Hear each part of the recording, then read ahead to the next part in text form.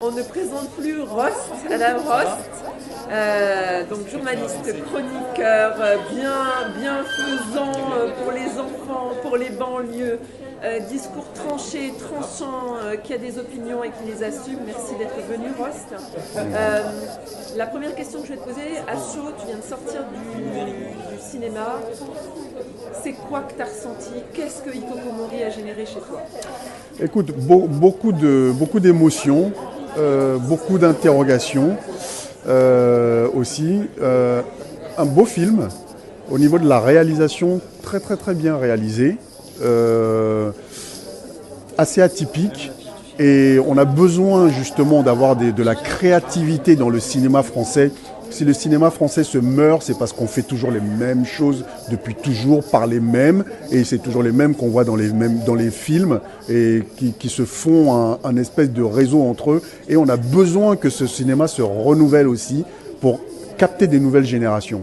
Et là, je trouve que justement, c'est ce qui est enrichissant avec ce film, dans un premier temps. Et dans un second temps, il y a le sujet principal du film, qui est quelque chose de notre génération, qui est ancré.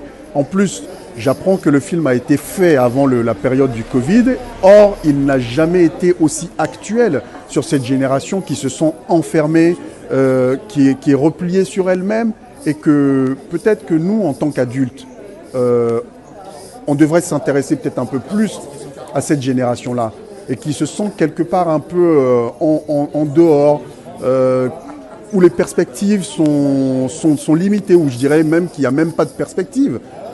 Et donc, je trouve que le film aborde très bien ça.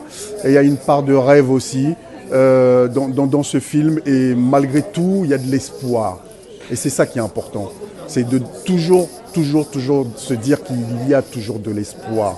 Et ça, c'est quelque chose qui me touche beaucoup parce que le film se termine quand même sur une belle note d'espoir. Et ça, c'est intéressant.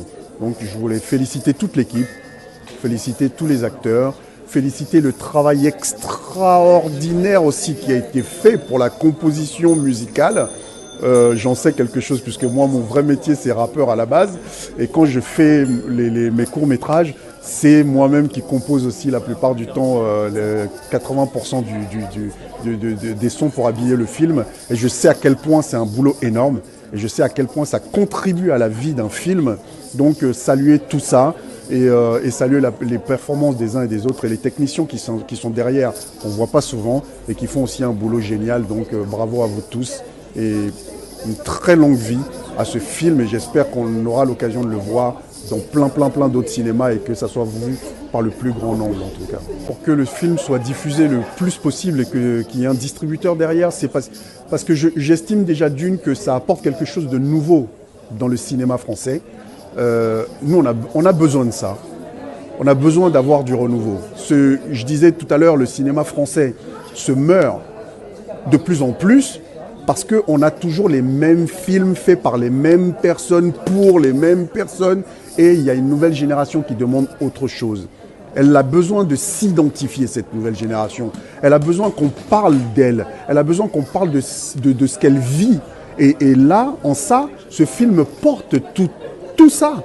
Donc, je pense que c'est dans l'intérêt de nous tous, de notre société, du cinéma français dans sa globalité, d'avoir justement cette nouvelle génération de réalisatrices, de réalisateurs qui apportent des nouveaux sujets aussi et qui sont ancrés dans notre époque. Donc, et puis c'est un beau film. Donc voilà, moi j'ai adoré, j'ai trouvé que le sujet était passionnant, la réalisation est passionnante et originale en plus. Donc je trouve que voilà, comme nous tous qui avons été dans la salle, on a été séduits par cette réalisation et on a été séduits par le film et ce que le film porte en lui-même. Donc il y a toutes les raisons pour que ce film puisse être projeté partout et que le plus grand nombre puisse le voir.